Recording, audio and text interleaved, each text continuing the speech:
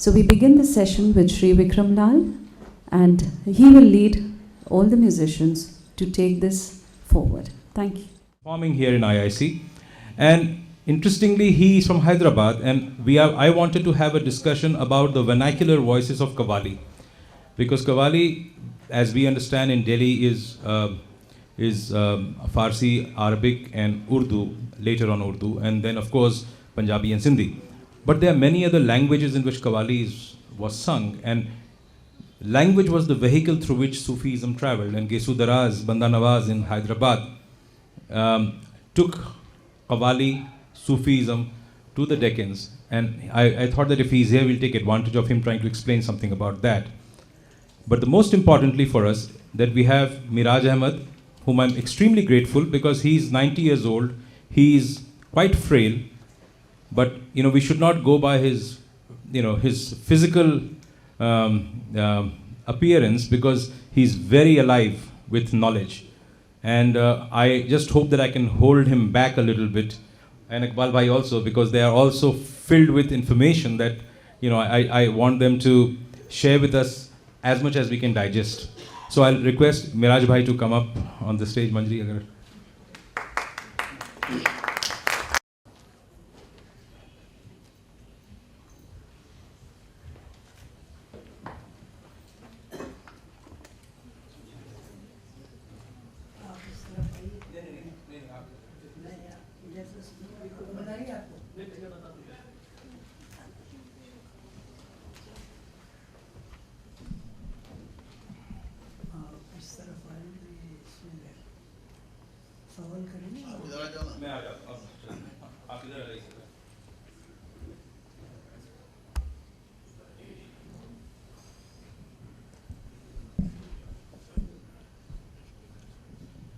This shift is only because he can hear better from the left side.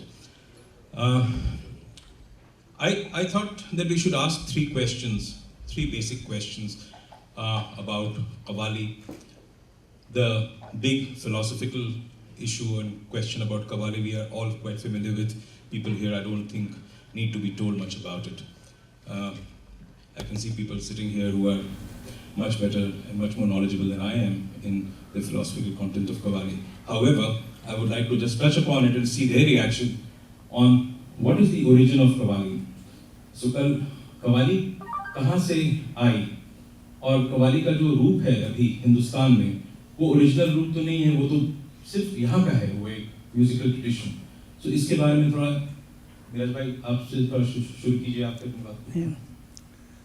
देखिए, क़व्वाली जो है रिवायती चीज़ है.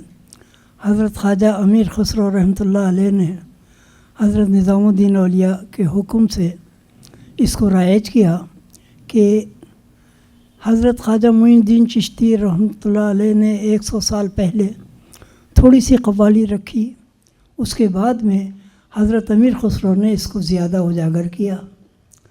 इस तरीक़े से हुक्म दिया हज़रत ख्वाजा निज़ामुद्दीन औलिया ने कि यहाँ पर कई मज़हब व मिल्लत के लोग रहते हैं, कई उसके मानने वाले कई मज़हब के रहते हैं, तो सबको एक छतरी में रखने के लिए, एकता के लिए क़व्वाली रखी.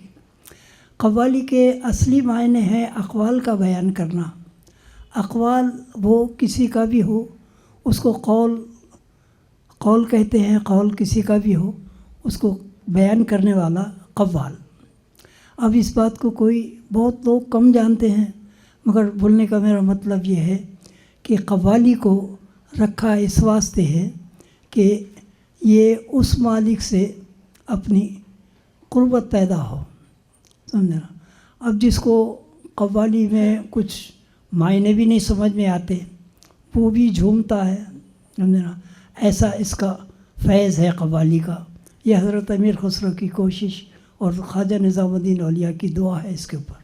जी इकबाल भाई, आप कुछ कॉल के ऊपर, क़व्वाली के ऊपर जी. कॉल पे तो सुबह बहुत डिस्कशन हो चुका है, मुझे मालूम हुआ.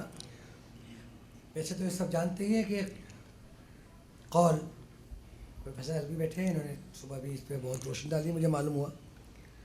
अरबी वर्ड है क़व्वाली. वैसे तो अरब से आई, अरब की चीज़ है। अरब में कवाली कौला से और अजम में ये समा कहलाई, सीमा कहलाई। कुछ लोग सीमा, कोई समा, मत समा कहलाई। मगर यह है कि हिंदुस्तान में जो इस कव्वाली ने रंग, भारत में जो रंग पकड़ा, जो आज आप देख रहे हैं, इसमें बहुत चेंजेस आए। शुरू में अरब में कव्वाली सिर्फ दफ पर होती थी, दफ पर, एक दफे पर, और ताली भी नहीं बजती थी, ताली भी ममनू थी, दफ पर कव्वाली होती थी। उसके बाद जब ख्वाजा मोइनुद्दीन चिश्ती गरीब नवाज दिल्ली इंडिया में, उनको हुक्म हुआ कि इंडिया जाइए, और उन्होंने अपने सूफीज़म का प्रचार जो किया, प्रमोशन किया, तो यहाँ पर उन्होंने भारत के संतों को देखा, सूफियों को देखा। यहाँ कीर्तन था, हमारे यहाँ कीर्तन, भक्ति रसगान, चूँकि हिंदुस्तान में हज़ारों साल से संगीत रहा है भारत में, तो कीर्तन, यहाँ कीर्तन था। कीर्तन को उन्होंने मुताला किया और यहाँ के सूफियों के, यहाँ के संतों के ऐसे वस्त्र, वही लिबास उन्होंने धारण किया। और जो कव्वाली जो अरब में सिर्फ दफ पर थी, उसने फिर एक नई शक्ल अख्तियार की और कीर्तन का रंग लिया। और जो उस ज़माने में हिंदुस्तानी साज थे, भारतीय वाद्य जो थे, मृदंग, खड़ताल, प्रबंध, ये गाने भी उस ज़माने में जो गाए जाते थे, ध्रुव और पद, ध्रुपद नहीं, ध्रुव और पद। ध्रुपद तो राजा मान सिंह तोमर के जाते अकबर के ज़माने में थे। ध्रुव और पद, आर्यपद, आर्यपद पुराने सब जानते हैं, 8th सेंचुरी के और 6th सेंचुरी, आज भी मौजूद है हमारे यहाँ। तो वो उस कव्वाली ने एक नया रंग लिया। उस ज़माने के वादे उसमें शामिल किए गए जो यहाँ कीर्तन में इस्तेमाल होते थे। और मेरी खुशकिस्मती ये है कि मेरे फोर फादर्स मियाँ हसन सावंत और उनके भाई बूला कलावंत, ये दोनों शमशुद्दीन इल्तुतमिश के दरबारी गवैये थे, राज गायक थे। तो हसन सावंत ने, मियाँ हसन सावंत ने अपनी बादशाह की नौकरी छोड़कर ख्वाजा मोइनुद्दीन चिश्ती के मुरीद, उनके रिलीजियस डिसाइपल बन गए, धार्मिक चेले बन गए। और सबसे पहले सूफी गायक कव्वाल वो बने, मियाँ हसन सावंत। उसी सिलसिले में मियाँ सम सामंत आए, और मियाँ सम सामंत के बाद वो सिलसिला आगे बढ़ता गया। निज़ामुद्दीन औलिया के मियाँ सामती आए, और मियाँ सामती गूंगे थे, सामती के माने गूंगे बहरे के होते। तो एक दिन ये बहुत मशहूर तारीख़ी वाक़या है कि निज़ामुद्दीन औलिया पान नोश फरमा रहे थे, पान खा रहे थे, तो उन्होंने अपना झूठा पान निकाल के मियाँ सामती के मुंह में दे दिया। तो खून तो मैं संगीत था ही, वो गाने बजाने लगे। फिर हज़रत अमीर खुसरो आए, उन्हीं के गुरु भाई। अच्छा, 1 मिनट की मैं तारीख़ बयान करना चाहता हूँ कि अमीर खुसरो के संगीत का ताल्लुक़ मौसीक़ार ख़ानदान से थे नहीं वो तो, मगर चूँकि संगीत गणित की एक ब्रांच है, मैथमेटिक्स की ब्रांच है, तो उस ज़माने में वेस्ट एशिया वगैरह जितने भी थे, ईरान, अफगानिस्तान वगैरह, जिसको मैथमेटिक्स सीखना होता था, उसको संगीत सीखना भी लाजमी था। तो वह संगीत सीखते थे मैथमेटिक्स के ज़रिए, और मैथमेटिक्स के ज़रिए संगीत सीखते थे। इस तरह ये कि इसका तालमेल रहा है। तो वो सिलसिला आगे बढ़ते बढ़ते बढ़ते हज़रत अमीर खुसरो ने उस कव्वाली को, जो ख्वाजा मोइनुद्दीन चिश्ती के ज़माने में भारत में मुरब्बिज हुई या प्रचलित हुई, उसको फिर हज़रत अमीर खुसरो ने अपनी कोशिश से एक नई देन, एक नई अपनी जिद्दत से उसको नया रंग दिया।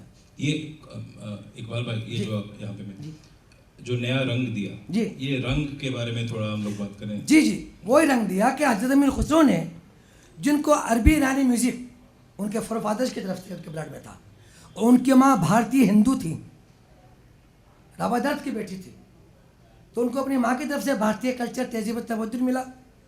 दोनों चीज़ों ने मिलकर एक नई चीज़, एक नई संगीत इस दुनिया को दिया। वो तो बहुत बड़ा बाब है, इसके लिए तो महीनों चाहिए। खुदा की रहमत से वो खजाना है जो कभी ख़त्म नहीं होगा। तो 800 साल पहले इसकी बुनियाद इस तरह पड़ी कि हज़रत अमीर खुसरो ने उस कव्वाली का रंग बदल कर सितार ईजाद किया गाने की संगत के लिए, सितार ईजाद किया गाने की संगत के लिए। मेरे पीरो मुर्शिद ख्वाजा हसन सानी निज़ामी साहब जो सजादा नशीन है दरगाह निज़ामुद्दीन औलिया और हज़रत अमीर खुसरो की दरगाह के, और निज़ामुद्दीन औलिया की औलाद हैं, बहन की औलाद हैं, बाबा फरीद के नवासे हैं।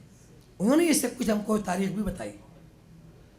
तो उन्होंने बताया कि सितार को गाने की संगत के लिए बनाया गया। और एक वाक़या और बताते हैं वो कि यहाँ मटके वाले पीर साहब की दरगाह जो कहलाती है, यहाँ पर प्रगति मैदान के साथ, तो यहाँ पर यह हज़रत निज़ामुद्दीन औलिया से पहले की दरगाह है। यहाँ पर महफिल कव्वाली हो रही थी, निज़ामुद्दीन औलिया मौजूद थे, कव्वाल गा रहे थे, तो आपको कैफियत और वजद नहीं हुआ, तो आपने कव्वाली बंद कर दी और आपने कुछ हिकायत वगैरह बयान शुरू कर दी। फिर जब वो माहौल बना, फिर आपने हज़रत ख्वाजा मोहम्मद इमाम, जिनको हज़रत दादा मौलाना कहते हैं, हम सब लोग जानते हैं, उनसे कहा तुम खड़े हो, तुम गाओ। उन्होंने कव्वाली की और हमारे हज़रत अमीर खुसरो ने कहा तुम उनका साथ दो। तो उन दोनों ने मिलकर फिर कव्वाली की। जब आपको कैफियत हुई तो उस रंग में कव्वाली में हज़रत अमीर खुसरो ने जो इख्तरात की, मैं म्यूजिकल पॉइंट पे से बात अपनी करके ख़त्म करूँगा, नई नई चीज़ें आज कव्वाली में उन्होंने पेश की। कौल तो कहते तो कौल है कि भाई कौल प्रोफेट मोहम्मद वसल्लम ने जो फरमाया, जैसे उन्होंने कहा मन कुन तो मौला फ़ाज़ा मौला, मैं जिसका मौला हूँ हेल्पर, अली भी उसके मददगार हैं, हेल्पर है। या अना मदीनत तो इल्म वाली बाबा, मैं इल्म का, आप the city of the knowledge, Ali is the entrance, मैं इल्म का शहर हूँ, अली उसके दरवाजे। इस तरह की जो कौल हमारे यहाँ जो मेरा साहब बैठे हैं, सब बुजुर्ग जो गाते आते रहे, वो चला आ रहा है। मगर फिर उसके बाद अमीर खुसरो रहमतुल्लाह ने, चूँकि हिंदुस्तानी राग रागनी या कोई भी राग रागनी हो, मैं सुर की बात कर रहा हूँ, राग हिंदुस्तान में राग रागनी, अरब में रागो होशा, रागो होशा, अरबी अजम मौसीकी में मकाम, नगमा, ये सब वो लफ्ज़ हैं जो मौसीकी के लिए इस्तेमाल किए गए हैं हर जगह। तो हमारे यहाँ हज़रत अमीर खुसरो ने जो काम किया है, वो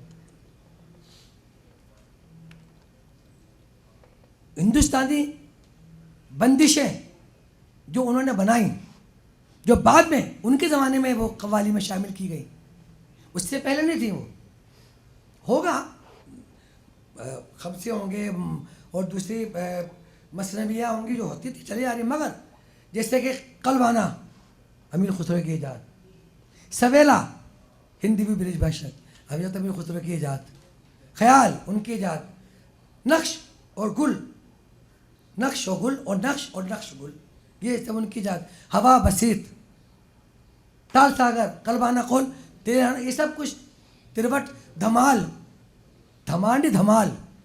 धमाल एक ऐसा गाना है, मेरा साहब बैठे हैं, इनको पता है कि जब जिस पे गाने पे सूफ़ी नाचते हैं, रक्स करते हैं, वो धमाल कहलाता है। तो इस तरह के बहुत से गाने म्यूज़िकल फॉर्म में आए, हज़रत अमीर खुसरो ने कंपोज किया और ये कव्वाली में शामिल किए गए। और राग रागनी जब तक ना हो, दुनिया में सारे गामा पादा निसा सब जगह एक ही है, क्या उसको किसी भी ज़बान से वो इंग्लिश में क्या सोलो सोलो क्या वो क्या कहलाता सारे गामा इंग्लिश का डोर में से सोलो, वो भी सब वो सुर तो वही है सारे गामा पादा निसा। मगर ये है कि एक बुनियाद गाने बजाना जिसको बोलते हैं हमारे यहाँ संगीत, संगीत है तो सब कुछ है, संगीत नहीं है तो कुछ नहीं है। तो कहते रहिए आप, कव्वाली की भी एक बीट है, एक रिदम है, एक सुर, एक अंदाज है, उसके लगाने का अंदाज है। मैं बात कर रहा हूँ जैसे कि मिसाल के तौर पर मैं इस पे आ रहा हूँ इसी बात पे कि कव्वाली की जो म्यूजिकलिटी है उसी पे थोड़ा हम लोग डिस्कस करते हैं आगे। ये जो रंग डाला उन्होंने म्यूजिकलिटी का, क्योंकि कॉल वगैरह में वो म्यूजिक उस तरह डफली से जो बता रहे थे बजता है, इतना वाइब्रेंट और रिच म्यूजिकल ट्रेडिशन जो हम लोग का है, उसके बारे में थोड़ा सा मैं विराज साहब से पूछना चाहता हूँ। विराज भाई, ये बताइए कि कव्वाली में जो मुझे समझ में आया कि एक सबसे इम्पोर्टेंट चीज़ होता है बंदिश जी चीज़ या जो भी आप बनाते हैं, जो बनता है एक पोइट्री के बहर और ताल को मिला के. जी You know, the Persian poetry देखिए, has all kinds of meters which इसके अंदर रिदम और साहिब महफिल का असर और रिदम का और कव्वाल का अपना कहने का अंदाज, जी ये सब मिलाकर एक चीज़ पैदा होती है जिससे कैफ पैदा होता है. या है कैफियत हो या रिक़त हो या हाल हो, हाल वो जो कैफ में घूमते हैं या वो करते वो भी होता है, रिक़त भी होती है और कैफ भी होता है. इसमें कई मुख्तलिफ़ किस्म के चीज़ें हैं. जैसे बिरहा हो रही है जिसको जुदाई कहते हैं, बिरहा, और ये तो इसके अंदर अगर किसी के आंसू निकल रहे हैं तो उसकी याद में निकल रहे हैं, क्या बात. उस मालिक की याद में, समझना. जिसके अंदर ये कहने का मेरा मतलब ये है कि ये आम लोगों के ऊपर नहीं है. कव्वाली सिर्फ अल्लाह के ऊपर है और अल्लाह को याद करना है इसको. अब हज़रत अमीर खुसरो ने इसी तरीक़े से कव्वाली को रखा और ये ईजाद किया इसको. यहाँ पर तो और कुछ मुख्तलिफ़ ख़यालात हैं. हुज़ूर अकरम सल्लल्लाहु अलैहि वसल्लम ने जिस वक़्त पर जंग बदर से तशरीफ़ लाए तो कुछ लड़कियों ने उनके सामने अरबी में ये कहा, तलाउल बदरुल अलैना, ये उनकी शान में बताया कि आपको मुबारक हो, आपने जंग बदर में फ़तेह हासिल की. तो वहाँ से चली कव्वाली. अब उस कव्वाली को कुछ लोग समझना इसको नाजायज़ कहते हैं, मगर हमारे पास तो हज़रत ख्वाजा मोइनुद्दीन चिश्ती ने जायज़ किया और इसको रखा है.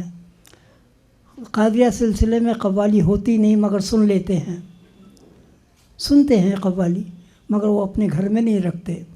लोगों ने पूछा कि साहब आप कव्वाली क्यों सुनते हैं, तो बोले लगे साहब ये जो ज़मीन है, ये जो जगह है मोइनुद्दीन चिश्ती की है, ये उनको यहाँ पर हज़रत को सुल्तानुल हिंद का ख़िताब देकर भेजा गया यहाँ पर. अब अगर आकर हम अपनी शख्सियत जताएं यहाँ पर तो ये बगावत हो जाएगी. जो उन्होंने किया उसके ऊपर हम गामज़द. ये जो असर कव्वाली जब कव्वाली गाते हैं तो the purpose of qawwali is that it is both the message and the medium. I think वो एक तरह से दूसरे जगह ले जाते हैं जो सुनने वाले हैं, उनको कहीं और ले जाते हैं. ये तो वो ताल का इस्तेमाल किस तरह होता है, जैसे दोहराना होता है, टकरार होता है, तकरार इन सब के बारे में थोड़ा बताएं कि कव्वाली के जो कंपोनेंट्स हैं. रिदम हो, तकरार हो और गाने वाले का अंदाज़ हो, समझना, तो उसमें एक कैफ पैदा होता है. हज़रत अहमद जाम रहमतुल्लाह अलैह का 1150 साल पहले का ज़माना है. इनका कलाम हो रहा था. हज़रत ख्वाजा कुतुबुद्दीन बख्तियार काकी रहमतुल्लाह अलैह में, हज़रत ख्वाजा कुतुबुद्दीन बख्तियार काकी का डेथ हो गई इस शेर के ऊपर. वो शेर था, कुश्तगाने खंजर तस्लीम रहा अर्ज़बाज़ गैब जाने दीगरस्त. तो अगर तकरार नहीं, उस ज़माने में ना तो कोई कौम थी कव्वाल की, ना पेशा था. मुरीदैन ही कव्वाली करते थे. जो मुरीदैन थे हज़रत ख्वाजा निज़ामुद्दीन औलिया के ज़माने तक भी मुरीदैन, उसके बाद में पेशा बना, कौम बनी. हज़रत अमीर खुसरो ने कौम बनाई है, पेशा बना. अभी 850 साल से लोगों ने इसको कव्वाली को अपना पेशा बनाया, अपना रोज़गार बनाया. इस तरीक़े से अब ये आम कव्वाली जो है इसको मना किया गया. हाँ, कव्वाली में रिदम होना चाहिए और तकरार नहीं. तकरार अगर ना हो तो सूफ़ी की डेट भी हो सकती है. ये टकरार क्या होता है? तकरार वो है रिपीट करना. जैसे अगर रिपीट करना कुछ टकरार का कुछ अंदाज और अब फी ज़माना इसके अंदर तान सरगम वग़ैरह इसके लिए मना किया गया. समझना, सरगम ताम नहीं, सिर्फ तकरार हो और रिदम का असर हो, गाने वाले का असर हो, और साहिब महफिल जो बैठे हैं उनका उनका ताल्लुक़ इससे हो तो उससे में एक कैफ पैदा होता है। ये टकरार का एक एग्जाम्पल हम जी बोल रहे थे वर्सी भाई, आप बताएं क्या किस चीज़ पे करें।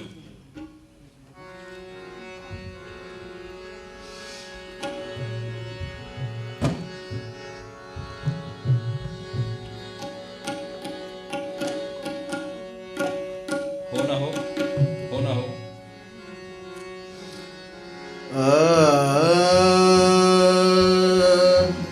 गर यार हो बहम कोई हो न हो न हो, गर यार हो मेरा यार हो, गर यार हो मेरा यार हो, गर यार हो मेरा यार हो, गर यार हो हम कोई हो ना हो ना हो, गर यार हो।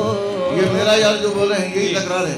अरे मेरा यार हो, हाँ ये मेरा repetition, यार repetition। हो, बस मेरा यार हो, गर ये है यार। तकरार। अब जो ये कर रहे हैं ना इसी को कहते हैं तकरार, रिपीट करना इसी को कहते हैं तकरार।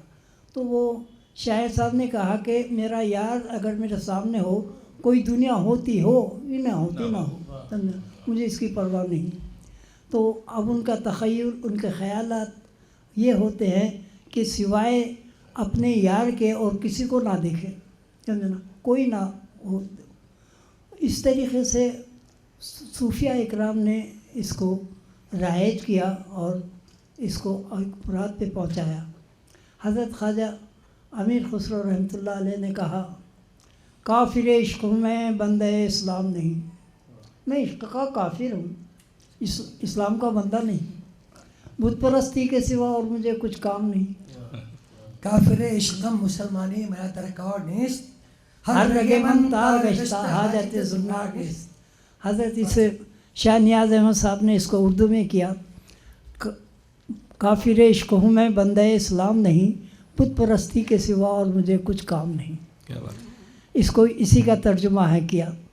तो इस तरीक़े से ये कव्वाली को रखा गया। और कव्वाल अगर बाअमल हो और उसको बातहारत बावज़ू बैठ कर कव्वाली करे तो उसके अंदर एक कैफ पैदा होगा, एक चीज़ पैदा होगी। एक गुलबर्ग शरीफ में एक कव्वाली होती है देखानी ज़बान में जिसको कहते हैं बंद सीमा। सीमा में गैर आदमी नहीं जा सकता, कबीले के या उनके मुरीदीन हो, उसको कव्वाली कहते हैं। उसके अंदर एक कैफ पैदा होता है। यहाँ पर हज़रत निज़ामुद्दीन औलिया रहमतुल्लाह अलैह के ज़माने में एक साहब हुजूर के मुरीदों में से उनकी डेथ हो गई। वो शेर था सादी अलैह रहमा का, ए तमाशा गाहे आलम रूए तो कुजा बहरे तमाशा मी रवि। इसके ऊपर कुछ तकरार में कमी हो गई, उनकी डेथ हो गई। तो इस तरीक़े से मना किया गया कि इसको तान पलटे सरगम वगैरह में ना लें, इसको रिदम के ऊपर और तकरार के ऊपर रखें। ये जो आपने कहा, what I find very interesting in Qawwali is that the beat of the Qawwali becomes the heartbeat of the person who is listening to it, you know, and that is the idea of zikr. जो जिक्र का हम लोग बात करते हैं Sufism में, so the जिक्र को किस तरह से आप उसकी कैफियत लाते हैं, किस तरह से आप उसको क्रिएट करते हैं। एक तो रिदम का आपने बताया कि you know repetition of the rhythm, बोलने के तरीके जी आप दोहराते हैं और कोई एक बात जो है जो अच्छी है एक वर्स में उसको अलग लेके बार बार दोहराते हैं, जो ये हो ना हो आप जब अभी कर रहे थे। The beauty of qawwali is that it continues to, there is a continuum, you know, of music that goes on, and then you pick out phrases and emphasize them. And it's a very important aspect, I think, of the musicality of Qawwali. And that happens when you actually respond to how the audience is responding. A qawwal responds. आप देखते हैं कि कैफियत हो रही है तो आप उसको और दोहराते हैं, you know. कव्वाल भी उस ज़माने में सूफी होते थे खुद, सुनने वाले भी सूफी जब होते तक हैं। खुद अंदर से आपके नहीं होगा उस वक्त तक आप कुछ उसका ना तो एंजॉय कर सकते हैं ना दूसरों को मजा दे सकते हैं। ठीक बात बोल रहे हैं।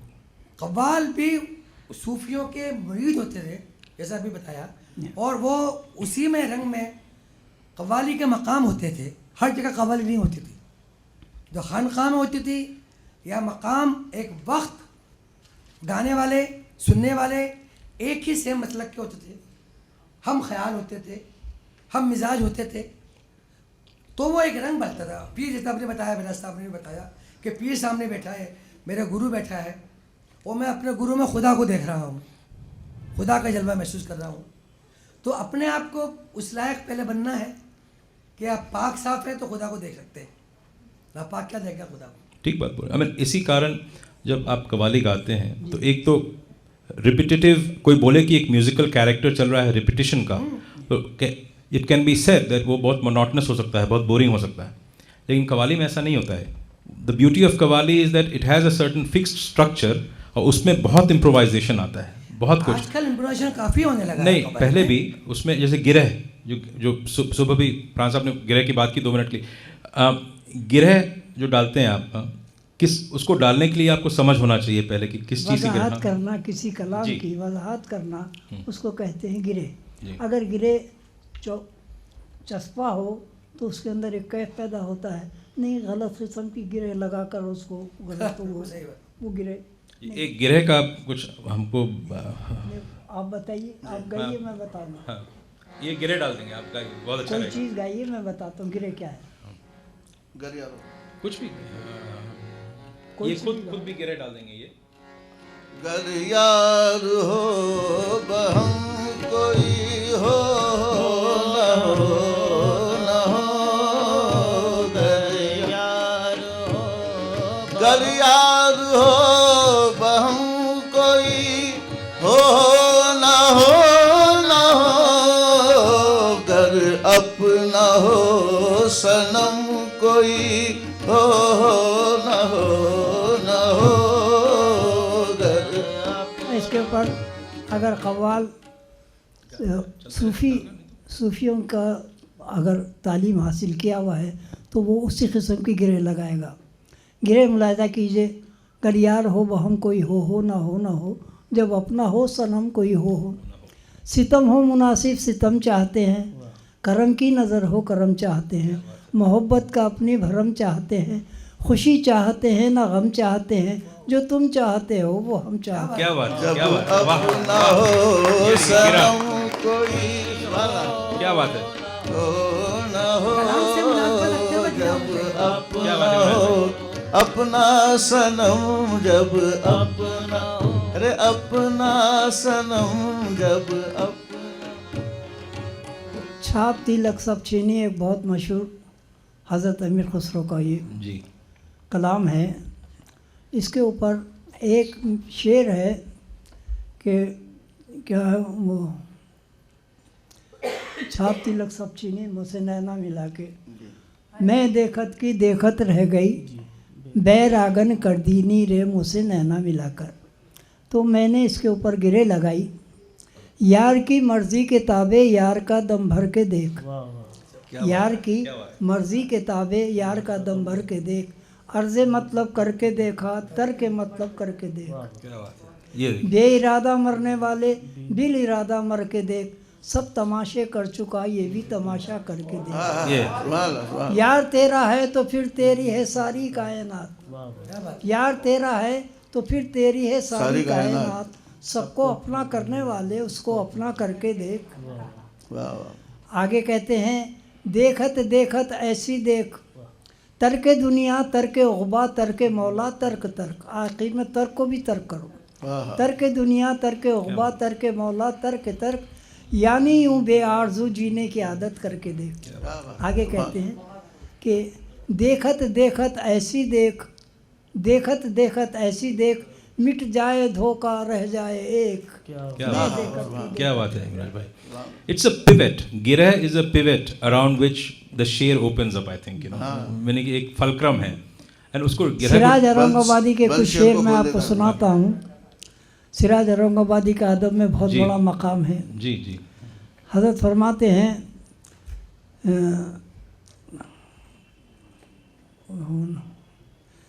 सिराज औरंगाबादी खबर तहय्युर खबर तहय्युर इश्क सुन, ना जुनू रहा ना परी रही, ना तो तू रहा ना तो मैं रहा, जो रही सो बेखबर रही। वाह शह बेखुदी ने अता किया मुझे वो लिबास बरहानगी, शह बेखुदी ने अता किया मुझे वो लिबास बरहानगी, बरहानगी के मायने कपड़े नहीं पहनने के हैं, मुझे वो लिबास बरहानगी, न खिरत की बकिया गरी रही, न जुनू की पर्दादरी रही।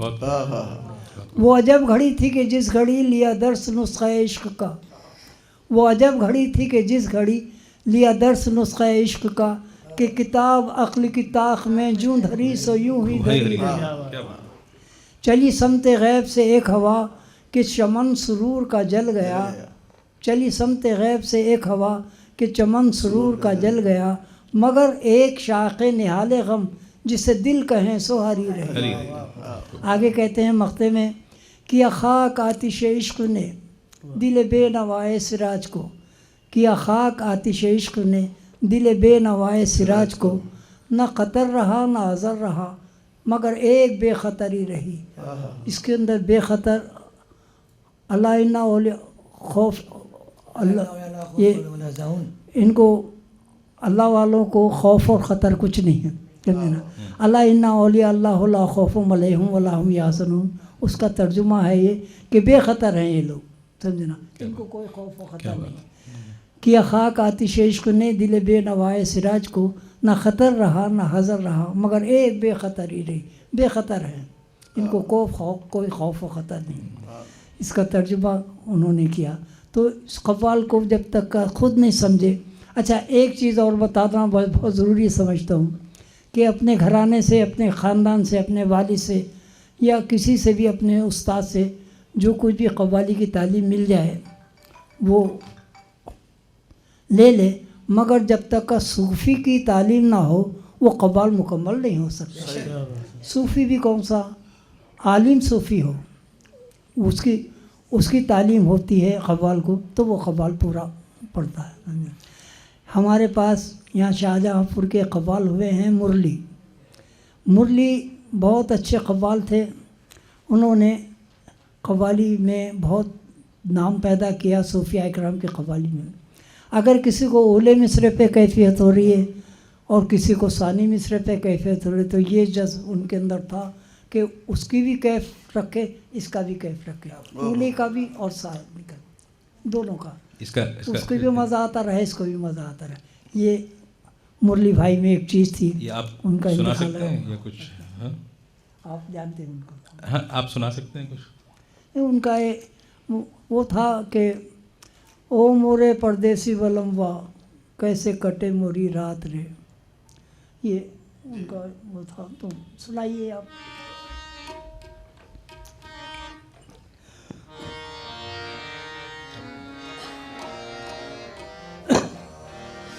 ओ मोरे परदेसी बलमवा कैसे कटे मोरी रात, बलमवा कैसे कटे मोरी रात। ओ मोरे परदेसी बलमवा कैसे कटे मोरी रात, बलमवा कैसे कटे मोरी रात, बलमवा कैसे कटे।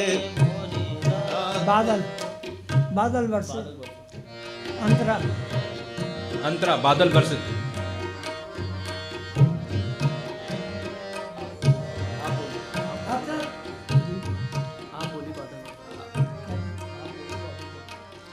कैसे कटे मोरी रात, बलमवा। इसको जुदाई में ले लिया सूफिया इकराम ने, बिरहा कहते हैं इसको, और उर्दू में कहते हैं इसको फ़िराक़।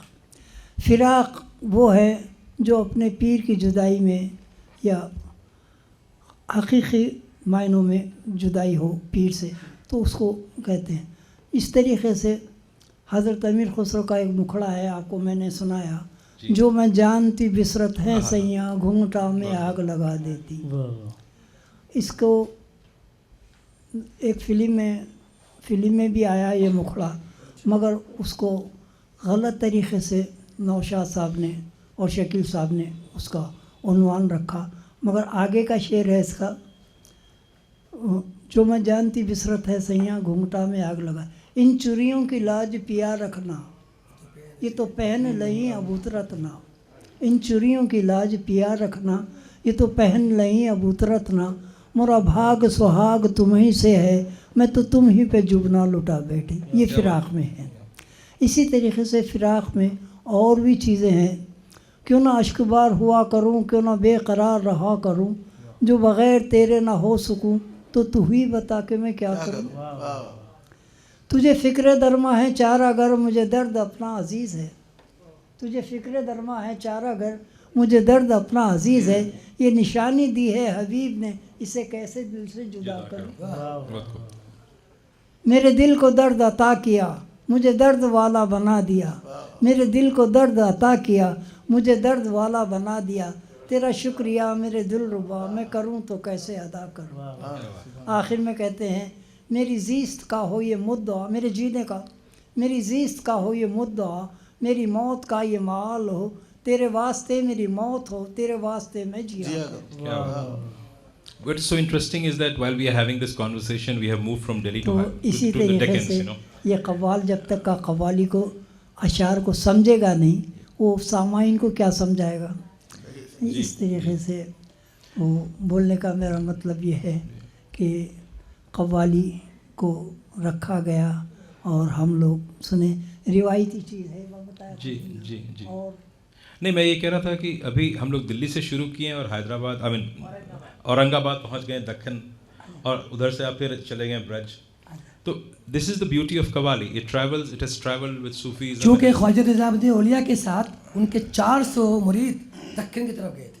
हाँ, नहीं मैंने चारों तरफ हर भाषा में सिलसिले से निज़ामी सिलसिला 400 पालकियाँ गई थी दिल्ली से। जी, लेकिन वो मेरे कहने का मतलब है कि हर तरफ हिंदुस्तान में सिर्फ सिंधी, पंजाबी, फ़ारसी, अरबी और उर्दू में कव्वाली नहीं होती, हर बहुत तरह की कव्वालियाँ होती हैं। मिराज भाई is a fountain head of those qawwalis, he knows those kalams, and there many kalams that are in Bhojpuri, many kalams that are in Braj, in Awadhi. तो मैं रिक्वेस्ट करूँगा मिराज भाई थोड़ा इस पर आप रोशनी डालें, कोई एक भोजपुरी कलाम या कुछ बताइए। वो भोजपुरी में तुमको याद है वो? ये चाचा भतीजा हैं बाय द वे। क्या है बेटा? ताया, चाचा नहीं ताया है हमारे वालिद से बड़े हैं। नसीर सगरी उमर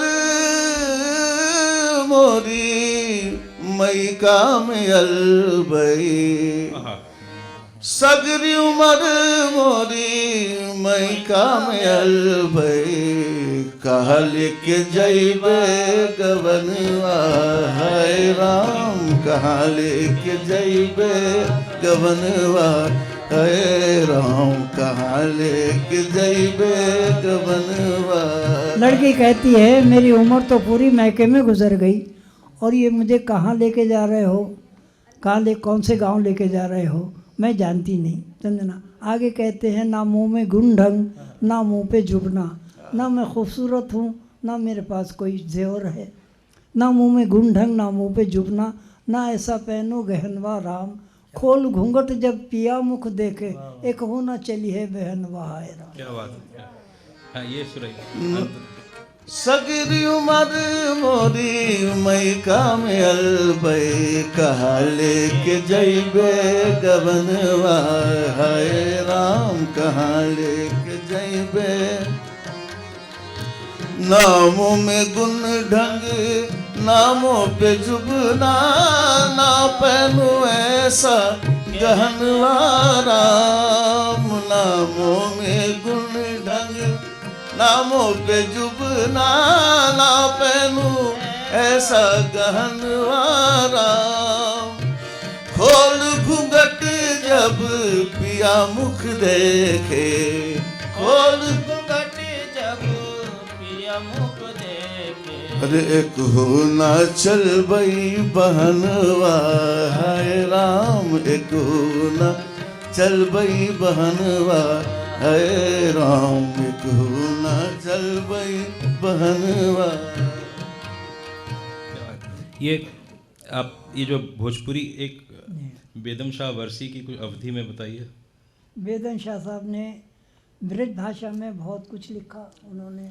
मंजरी और तो she's very familiar Kakori with this, Sharif huh? के एक बुज़ुर्ग हैं शातुराब साहब रहमतुल्लाह अलैह, उन्होंने भी ब्रज भाषा में भी और भोजपुरी में लिखा। लखनऊ से 8 किलोमीटर एक जगह है काकोरी, काकोरी। वहाँ के अभी मैंने सुनाया, नी की लगत मोहे अपने पिया की आँख लसीली लाज भरी, याद है?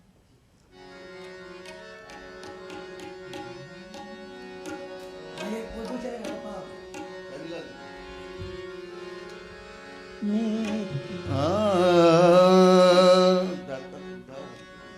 नीकी लगत मोहे अपने पिया की, नीकी लगत मोहे अपने पिया की आँख रसीली जादू भरी रे, आँख रसीली जादू भरी रे, नीकी लगत मोहे चैन परत नाही मुख देखे बिना चैन परत नाही, मुख देखे बिना चैन परत नाही मुख देखे बिना, देख नजर भर जात मरी रे, देख नजर जात मरी रे, काहे तुराब डरे काऊ से, काहे तुराब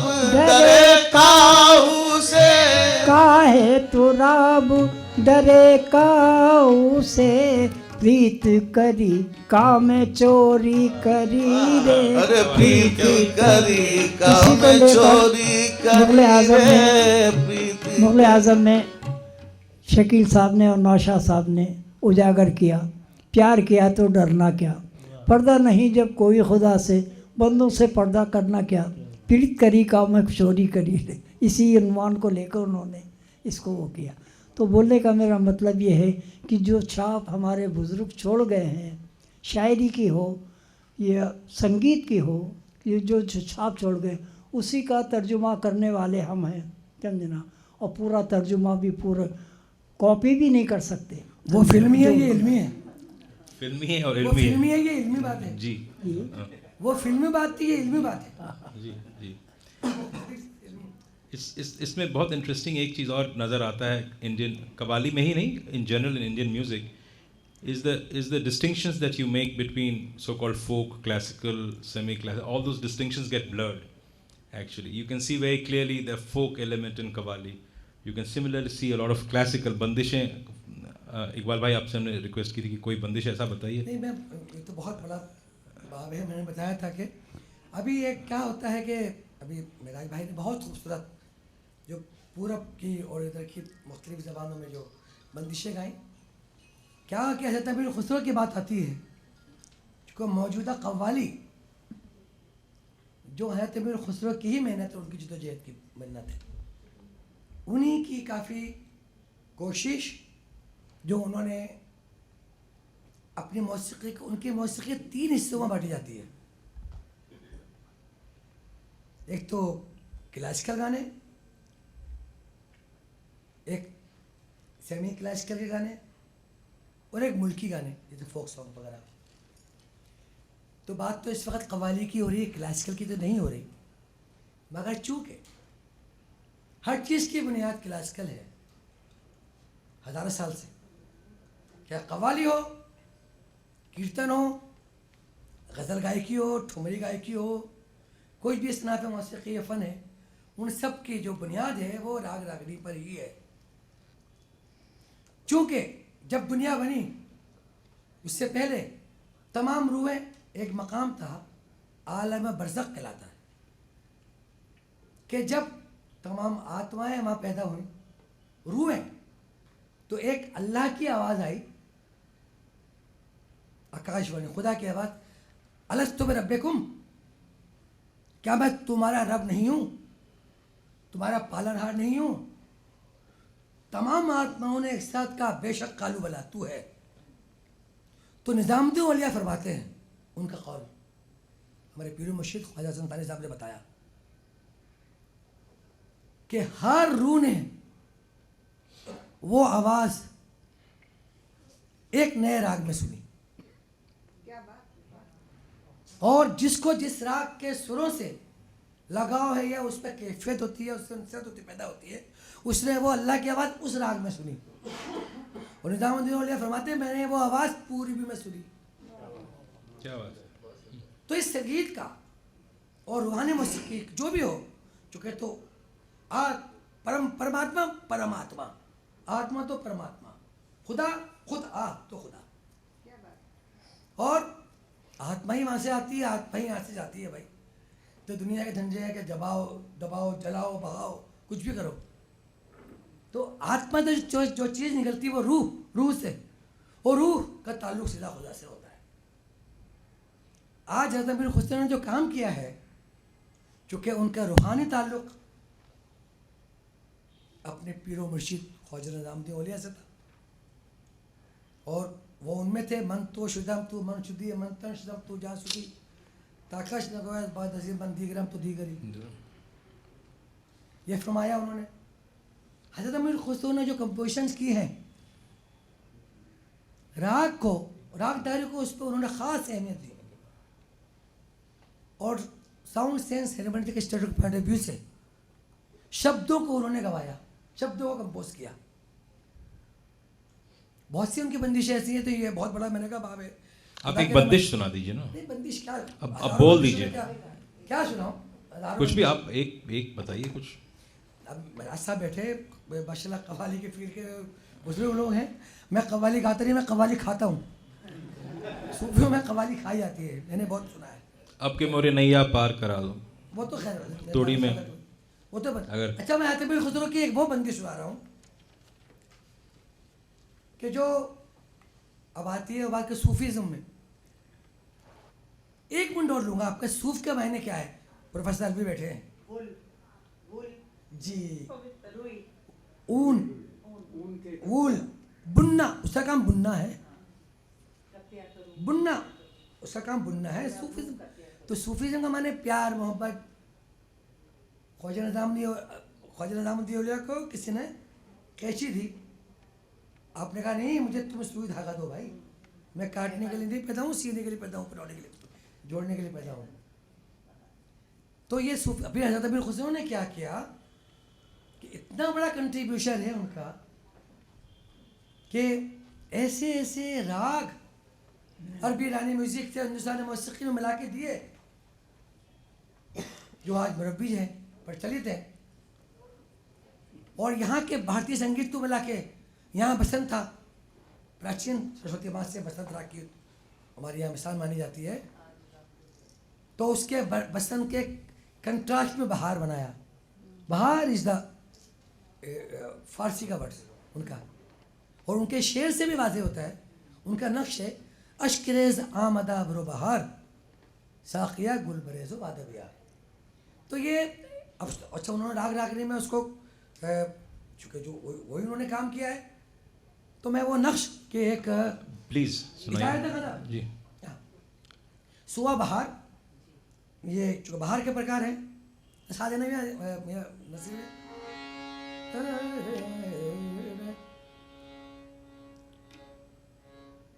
अब वो दो तरीके हैं। कव्वाली मैंने अर्ज़ किया कि जो हमारे नसीबियों को पता है, जब निज़ामुद्दीन औलिया बसंत चढ़ती है तो वो चीज़ें गाई जाती हैं।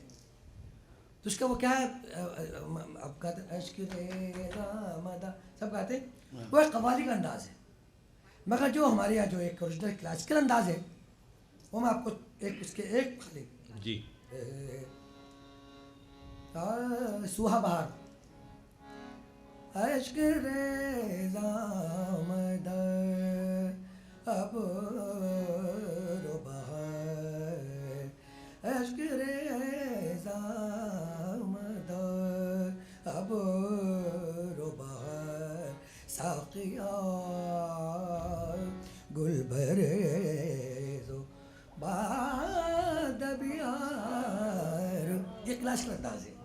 अब कव्वाली बताना में अश्क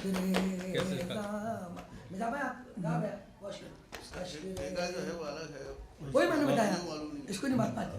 तो वो एक अलग कव्वाली का, चूँकि वो बीट है, अश्क रेज़ा मदद,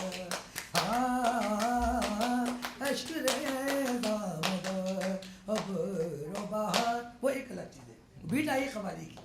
तो चूंकि मैंने बताया गया है तमीर खुसरो के गाने हर दौर में अपने अपने अंदाज से, अब हमारे ये बैठे हैं बुजुर्ग हैं, सब गाते हैं बाखूबी हम चुमेता बिंदाबाशी, ये फारसी की गज़ल है तमीर खुसरो की। मेरे पीरो मुर्शिद ख्वाजा साहब ने फरमाया, जब मैंने उस्ताद चांद खां साहब से ये बंदिश याद की फारसी की, तो कहने कि तुमको पता है शाहना राग की बात हो रही थी, शाहना की, कह लगे ख्वाजा हसन सानी साहब फरमा रहे हैं मेरे पीरो मुर्शिद कि शाहना किसके लिए बनाया गया, शाहना राग हज़रत अमीर खुसरो ने क्यों बनाया। जी मैंने कहा फरमाइए। कह लगे इस गज़ल के लिए शाहना बनाया उन्होंने, बाखूबी हम चुमेदा बंदाबाशी के लिए शाहना कांदड़ा। शाहना भी कई इक़साम है, कई प्रकार हैं, शाहना कांदड़ा, शाहना बहार, शाहना मल्हार, और तीनों में हज़रत अमीर खुसरो की बंदिशें हैं। इंशाअल्लाह कहीं मौका लगा तो क्या है कि शाहना अभी बाखूबी हम चुमेदा बिंदाबाशी कव्वाली का अंदाज तो अपना अलग है, बीट का अंदाज है जो है, मगर जिस तरह देना मियाँ नसीर मियाँ वो भी अलग है। शाहना कांदड़ा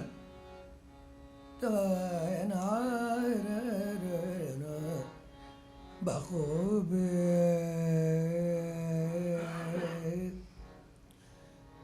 ख्याल के गाने वाले भी बैठे हैं, सुनने वाले भी बैठे हैं, आप ये अंदाज लगाइएगा इसमें और ख्याल गायकी में क्या फ़र्क है। बखूबी हम चुमेता बिंदाबाश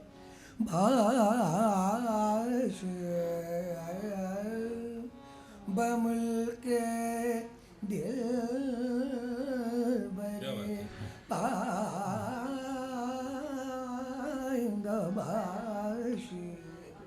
अब आप शेर तो पढ़ रहे हैं कि मैंने दरिया शेरा कुश्ती है बागमजा कि तुम्हारी अदाओं ने मुझे मार दिया, या मरने के नहीं या जिंदा होने के मायने हैं। मैंने दरिया शेरा कुश्ती है बागमजा, मैं तुम्हारी अदाओं पर तुमने मुझे मार दिया, मैं जिंदा हो गया हूँ, बल्कि करम कर दी तूने, मुझे करम कर दिया, इसके मायने ये है। अब एक रिक्वेस्ट है ना, एक तारीफ है, तो उसका मैंने दुर्वेशरा कुश्ती बगमजा करम कर, जब तक करम कर दी क्या दादी बताएंगे, क्या माने आएंगे मायने आपको दिखाएं। जो है रिक्वेस्टिंग टू अपने पीर से गुरु से रिक्वेस्ट कर रहे हैं, आप उस पर कुर्बान हो रहे हैं, वो फीलिंग आनी चाहिए आपके अंदर। करम कर दे इलाही, क्या बात।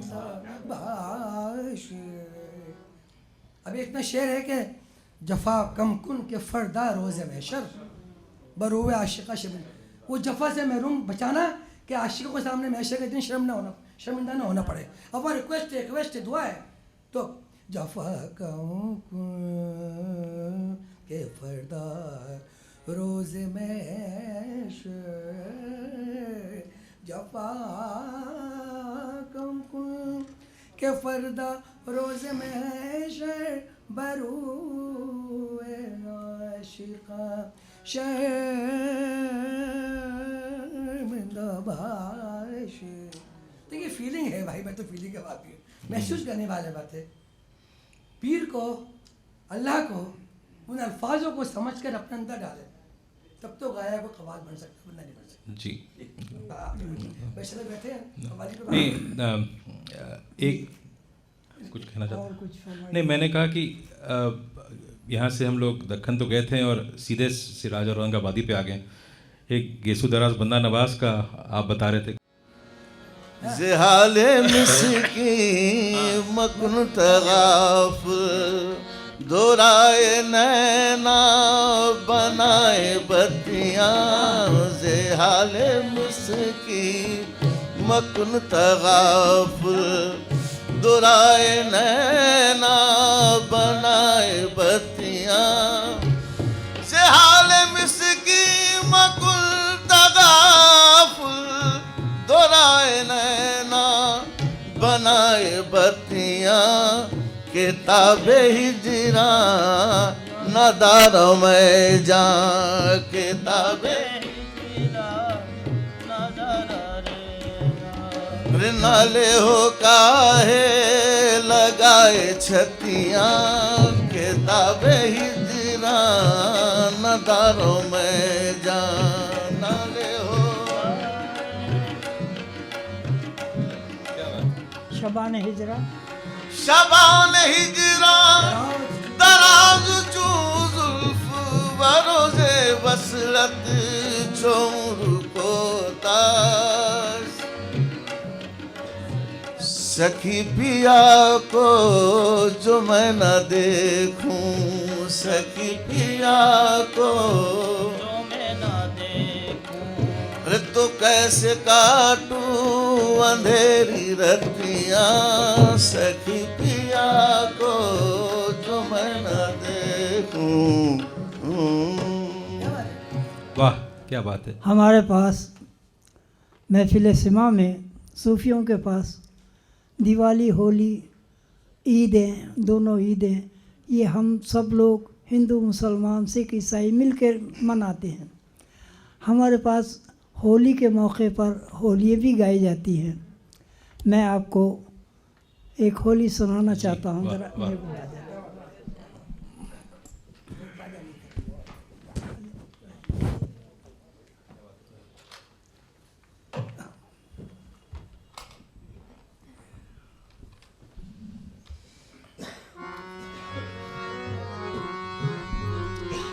घोड़ा गया खान साहब।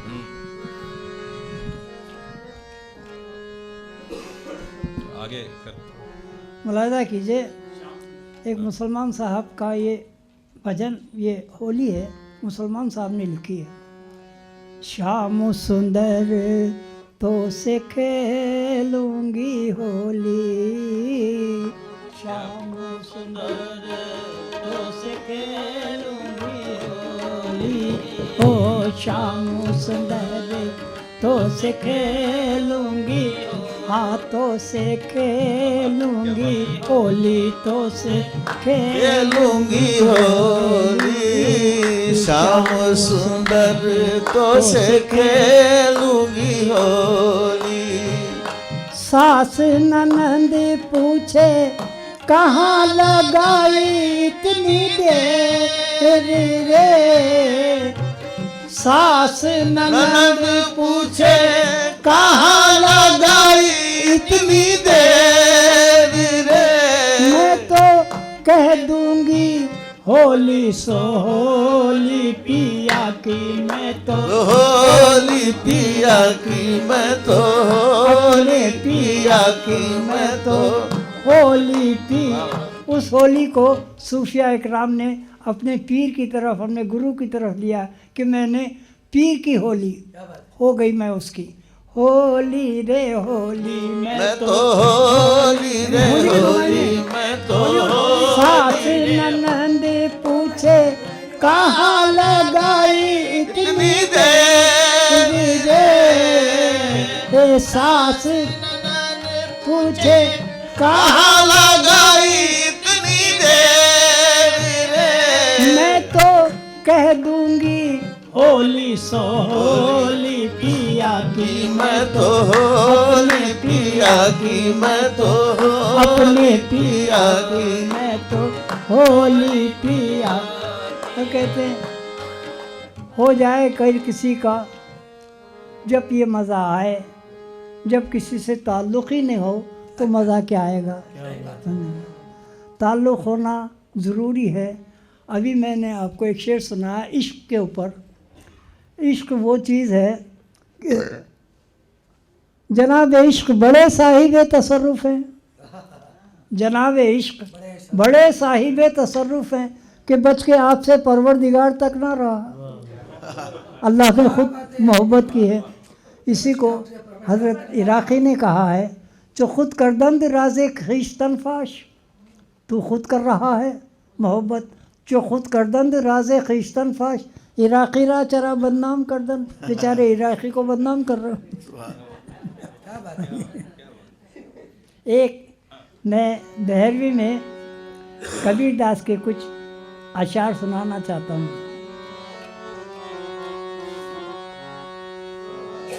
नवा मैं वाहू मूरख के।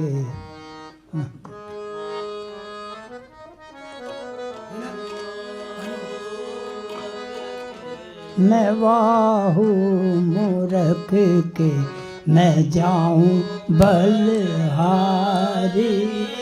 बाहु मूरत के मैं जाऊं बलहारी। वाहू मूरत के जाऊं बलहारी। जिन मोरी सुध बुध सगरी विसारी। जिन मोरी सुध बुध सगरी विसारी। मैं वाहू मूरत के जाऊं बलहारी। बाहु मूरत के झार पात में तो राही दर्शन। झार पात में तो राही दर्शन। आप ही मूरत आप पुजारी। आप ही मूरत आप। इसके ऊपर सूफी शायर ने कुछ शेर लिखे हैं, मैं माफ़ी चाहता हूँ। कहते हैं करें हम किसकी पूजा और चढ़ाएं किसको चंदन हम। क्या बात। करें हम किसकी पूजा और चढ़ाएं किसको चंदन हम। सनम हम दैर हम बुतखाना हम बुत हम ब्रह्मन हम। सनम हम दैर हम बुतखाना हम बुत हम ब्रह्मन हम। दरो दीवार है नज़रों में अपनी आईना खाना। दरो दीवार है नज़रों में अपनी आईना खाना। किया करते हैं घर बैठे ही अपना आप दर्शन हम। किया करते हैं घर बैठे ही अपना आप दर्शन हम। न कील व काल से मतलब न शक्ल अजगाल से मतलब। मुराकिब अपने रहते हैं झुकाकर अपनी गर्दन हम।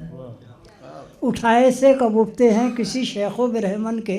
उठाए से कब उठते हैं किसी शेखो ब्रह्मन के। दरे दिल ही पे बैठे हैं जमा कर अपना आसन हम।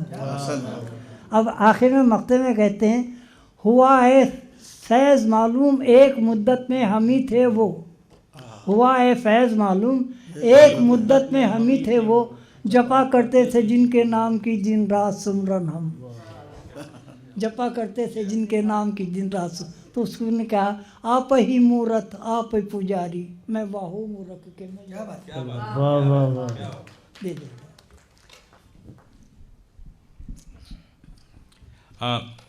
I think Qawwali is a mystical form of singing. We all know that, and you can very clearly see how mysterious it can be. The depth is endless. We never came prepared for any of these things, and with his 90 years of experience of Qawwali, he can just come out upaj बैठे, you know, and that's the beauty of Qawwals. जो गिरह बांधने की बात कर रहे थे हम लोग. So I'm really grateful to all of you for have taken this time out, and बहुत आप कैसे कहूँ आपको मैं, you know, आप आए यहाँ पे, आपकी तबीयत ठीक नहीं थी कल, और बहुत बहुत अच्छा लगा हम लोगों की आप आज आके हम लोगों के साथ बात किया आप लोगों ने। मिराज साहब, आप तकरीबन 90 साल के हैं आप, तो मेरे ख़्याल से आप कम से कम 70 या 80 साल से तो कव्वाली से जुड़े हुए ही हैं, बचपन से ही। पिछले 70 या 80 साल में और आज तक आपने एक पूरा दौर देखा।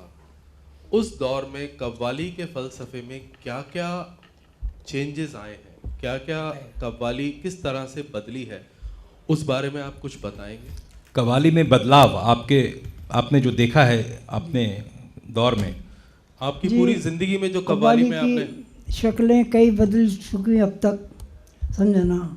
इसको कई जगह पर इसको रखा गया, और आम कव्वालियाँ रोडों के ऊपर जो होती हैं उसके अंदर वो कैफ नहीं पैदा होता, वो चीज़ नहीं पैदा होती। तफरी बतौर टाइम पास करने के लिए कव्वाली नहीं है, समझे ना। पिकनिक नहीं है कव्वाली। कव्वाली इबादत है और इबादत के लिए रखी गई है। अगर हम इबादत के लिए गाएं और सुने तो हमारे को उस मालिक से क़ुर्बत हासिल होगी, समझे। उससे कुछ जो आपके बुजुर्ग, या गो अहेड। मैं जो पूछना चाह रहा था आपसे कि जब आगे आ जाओ, दिखाए। जी मैं जो आपसे पूछना चाह रहा था कि जो आपके वक्त के अंदर जो जिस दौर में कव्वाली होती थी और आज के दौर में जो कव्वाली होती है, उसमें पोइट्री को लेके या रिदम को लेके या ताल को लेके या कव्वाली के जो एक नेचर है, जो उसका स्वभाव है, उसमें किस तरह का बदलाव आया है? बोल रहे हैं कि आपके वक्त पे जो कव्वाली होती थी जी। और अब जो कव्वाली हो रही है, देखिए क्या फ़र्क है? काफ़ी फ़र्क आया है इसके अंदर कव्वाली में, समझना। मैं अल्लामा डॉक्टर इकबाल के माफ़ी चाहता हूँ, एक कुछ शेर सुनाना चाहता हूँ। अल्लामा फरमाते हैं, डॉक्टर इकबाल, ना सूफ़ी है ना मोमिन है ना मोमिन की अमीरी, ना मोमिन है ना मोमिन की अमीरी, रहा सूफ़ी गई रोशन ज़मीरी, रहा सूफ़ी गई रोशन ज़मीरी, खुदा से फिर वही क़ल्बो नज़र मांग, खुदा से फिर वही क़ल्बो नज़र मांग, नहीं मुमकिन अमीरी बिन फ़कीरी। फ़कीर वो नहीं, मांगने वाला फ़कीर नहीं, फैसे फ़ाक़ा ये से याद इलाही, ये फ़कीर, समझना।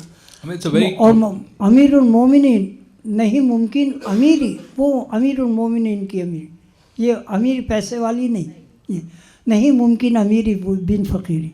आगे कहते हैं डॉक्टर अल्लामा इकबाल रहमतुल्लाह अलैह फरमाते हैं, खुदावंदा ये तेरे सादा दिल बंदे कहाँ जाएं, खुदावंदा ये तेरे सादा दिल बंदे कहाँ जाएं, कि दुर्वेशी भी अय्यारी है, सुल्तानी भी अय्यारी, सुल्तानी तो अय्यारी है ही, दुर्वेशी अय्यारी कैसे हो गई साहब, समझे। जो मेरे को लगा जो आप कहना चाह रहे थे, वो कव्वाली उस दौर में फकीरी से अब फिर ज़माना तक आ गई है। तो बहुत बदल गया है जी। अपना अल्लाह कव्वाल जो है मैं पैसे के लिए मान गाते में उस ज़माने रखे। में अपने खुदा के लिए गाते थे। शेर में समझ जाइए आप। किस ज़माने की बात कर रहे हैं आप, ये बताइए। मैं तो इस ज़माने की बात कर रहा हूँ, कौन से ज़माने? ये जो मौजूदा ज़माना है। नहीं, देखिए उन्होंने जो सवाल किया, उन्होंने बताया बड़ा, लेकिन फर्क सिर्फ इतना है कि जो दरगाह और खानका में कव्वाली गाई जाती है वो बिल्कुल ठीक है, स्पिरिचुअल खुदा की, लेकिन जो बाहर और जगह आज से 80 साल पहले भी जो मैंने सुनी है, वो थी डिफरेंट टाइप की कव्वाली, वो सेकुलर दिवाली होती थी।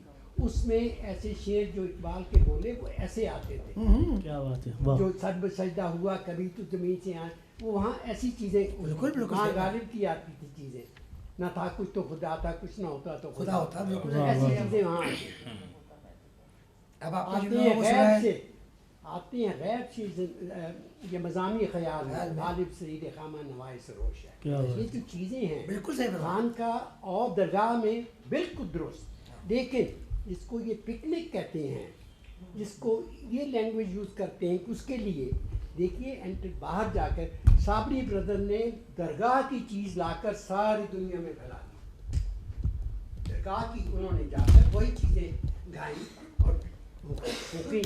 तो इसका ये मतलब नहीं है कि सिर्फ दरगाह में ही गाई जाए चीज़, वो दूसरी जगह नहीं गा सकते, लेकिन जो चीज़ डिवोशनल है, स्पिरिचुअल है, उसकी वैल्यू हर जगह होगी, चाहे खुदा हर जगह मौजूद है। जी खुदा हर जगह है। नेक्स्ट क्वेश्चन, या प्लीज। ऑन है madam.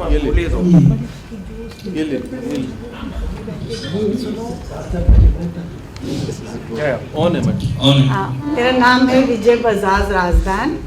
I am a musicologist and I was a student at Baroda university, MS university Baroda. जी। मैंने वहाँ से हिंदुस्तानी रागास का संगीत पढ़ा है।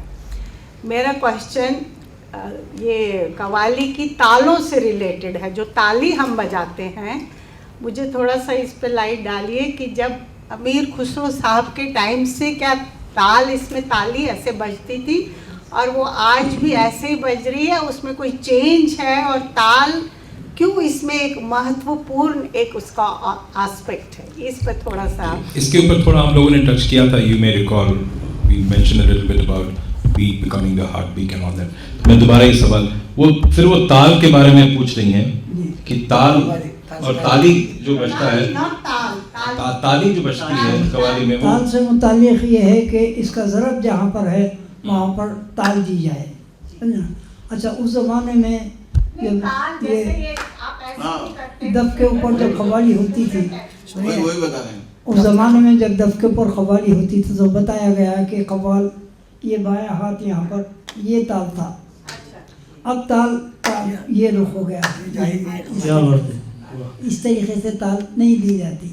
दफ के ऊपर कव्वाली होती थी और दफ के ऊपर ही गाते थे। अब मज़ामीर निकल गए हैं, ये हारमोनियम, तबला, ढोलक, ये सब हज़रत अमीर खुसरो की ईजाद है। ये तबला, ये इसको उसमें से निकाला। अच्छा, मज़ामीर के बारे में बताऊँ एक बात मैं आपको। मज़ामीर कौन से साज़ों को कहते हैं? वो साज जो मुंह से बजाए जाते हैं वो मज़ामीर कहलाते हैं। और वो एक शरई मतलब इस्लामिक सूफीज़म का जो कानून है उसमें वो जायज़ नहीं मानते कि वो नहीं होने चाहिए। तो ये एक अलग पार्ट है। मगर ये कि जो जैसे ढोलक है या पकावत को काट कर तबला बनाया गया या सितारा बनाया गया और साज इस्तेमाल किए गए हज़रत अमीर खुसरो के ज़माने में, तो वो आज मौजूद है और वो हर दौर में उसमें तब्दीली भी आती गई है। मगर ये मज़ामीर के जो इंस्ट्रूमेंट साज हैं ये बुजुर्ग लोग, सूफी लोग कहते हैं वो नहीं इस्तेमाल होने चाहिए। क्यों साहब? मज़ामीर वाले साज जो है वो इस्तेमाल नहीं होने चाहिए। एक चला आ रहा है फ़िलॉसफी। तो ये तो ज़िंदगी में कभी ख़त्म होने वाली चीज़ ही नहीं है, क्योंकि सुर ले और बोल तो इंसान के साथ ही पैदा होता है।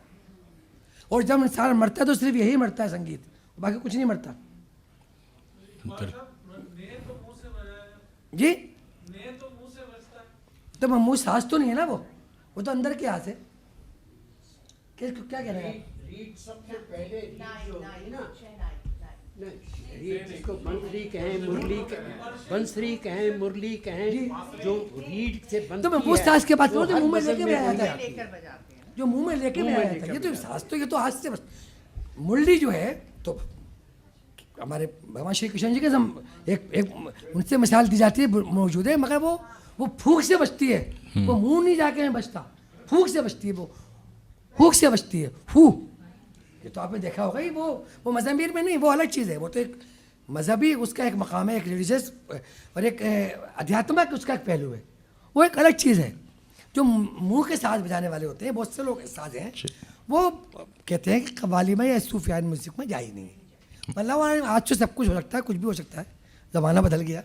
मगर ये एक चीज़ है, एक अलग चीज़ है। और वो जहाँ तक मुरली का ताल्लुक है, बास्ती का ताल्लुक, तो हजरत भगवान श्री कृष्ण जी से भी और हजरत राबिया बसरी से भी मौजूद है। हजरत राबिया बसरी ने भी ये बसरी का वो किया है, उन्होंने भी बजाया है। तो ये बुजुर्गों को तो चली आ रही चीज़ें। जी प्रोफेसर साहब। वैसे तो मेरी गुफ्तगू ख़त्म हो चुकी है आपके तशरीफ़ लाने से पहले। और जनाब नेवला साहब अभी नेवल साहब जी, वो इन्होंने जो फिल्मी और जो जवाबी कव्वाली का दौर हिंदुस्तान में शुरू हुआ, मैंने कुछ इसकी मुखालफत मेरे जहनी तौर से, रूहानी तौर से मेरी मुखालफत रही है कि जो खानकाही कव्वाली है वो खानकाही है, बिल्कुल। और जैसा कि आपने मिसाल दी कि नुसरत फ़तेह अली ख़ान, साबरी ब्रदर्स ये आए और इन्होंने अवामी कव्वालियाँ गाईं, लेकिन वो अवामी कव्वालियाँ आज भी खानकाहों में उनकी पजीराई नहीं है, एक बात। दूसरी बात, उन्होंने अवाम में आने के बाद अपने को रोशनास कराया, लेकिन कभी उन्होंने ये नहीं गाया कि बड़ा लुत्फ था जब कुंवारे थे हम तुम। ये फिल्मों की कव्वालियाँ थी जो एक जहनी कशाकश के नज़र हो गई। एक वक्त आया कि इसके पसंद करने वाले लोग थे, और उसके बाद जिस मैंने अपनी गुफ्तगू में इकबाल भाई ये अर्ज़ किया था कि जिस स्पीड से सूफियाना कव्वाली अपनी परवाज़ की बुलंदियों के साथ आगे बढ़ रही है, चेंजेस तो कायनात का एक जुज़ हैं, तब्दीलियाँ तो होती रहती हैं, उसी तरह से आज फिल्मी कव्वाली जो थी वो बिल्कुल सिकुड़ के रह गई है। आज की फिल्मों में कव्वालियाँ नहीं आ रही हैं, सूफ़ी कलाम आ रहे हैं, लेकिन जो कव्वाली का जो कॉन्सेप्ट पुराना था उन फिल्मों में, उनमें वो चीज़ नहीं है।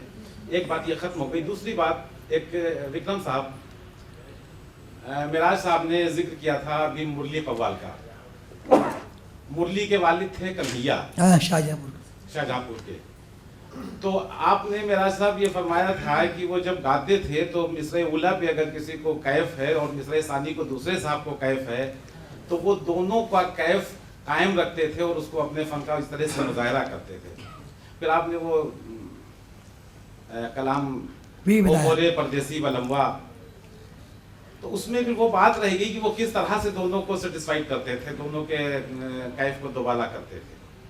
वो बात वहीं पर रुक गई थी। ये वक्त का वक्त कमी है, चलिए फिर कमी है, इंशाल्लाह किसी वक्त फिर कभी हम लोग ये जरूर मिराज भाई को बुला ये के ना खत्म होने वाला मसला है भाई। जी सॉरी लाफानी नाम है। एक मिनट हाँ। चलिए जी फरमाइए। मेरा नाम मंजरी सिन्हा है। मैं कौन वाकिफ नहीं आपसे? जी हाँ साहब से एक आखिरी सवाल है, चूँकि क्लासिकी मौसीकी से इसके ताल्लुकात की नहीं चल जी रहा जी है? अच्छा, इसके ताल्लुकात की बात चल रही थी, तो मैं जानना चाहती थी कव्वाल बच्चों का घराना जो क्लासिकी मौसीकी की तरह से शुरू हुआ, उसका कव्वाली से किस तरह से जुड़ाव था? मैंने आपके तशरीफ आने से पहले अर्ज किया था अच्छा कि सबसे पहले जी जो दो भाई थे, मियाँ हसन सामंत और मीरा बुला कलावंत, जो हिंदुस्तानी भारतीय संगीत के गायक थे और शमशुद्दीन अल्ततमश के राज गायक थे, उसी पदवी पे थे। उनमें से एक भाई मियाँ हसन सामंत जो थे वो दरवेशाना सफ़ेद के थे। उन्होंने बादशाह की नौकरी छोड़ दी और शमशुद्दीन अल्ततमश की नौकरी छोड़कर ख्वाजा मोइनुद्दीन चिश्ती के मुरीद बने और सबसे पहले सूफी गायक, रूहानी गायक वही कव्वाल बने। कव्वाली चूँकि अरब का रफ्ता था, उनके साथ इस्तेमाल हुआ। उनकी औलाद मियाँ सामती के मियाँ शम सामंत पे मियाँ सामती, वो पहुँचते पहुँचते मियाँ अशफर खान सब तक आया। इकबाल भाई मैं रिक्वेस्ट करूँगा कि इसके बाद करें, बिकॉज़ इन लोग को दूसरा प्रोग्राम शुरू करना है। I am really sorry. Manjari Sinha ji की बात को मैं जी मैं इसके बाद बात नहीं कर लेते हैं। लिंक हवा इकबाल भाई हम दिल्ली के आने का ये सिलसिला आप वही है हमारा। बाहर कर लीजिए ना, अब ये मंजरी वहाँ से नाराज हो रही है मेरी तरफ। तो नहीं, मंजरी को नाराज होने का हक यूं नहीं है कि जो काम हो रहा है वो इल्मी काम हो रहा है, फिल्म में नहीं हो रहा। Okay, thank you very much. पहुंचाना बहुत जरूरी है लोगों तक। चलिए मिराज भाई, थैंक यू वेरी मच।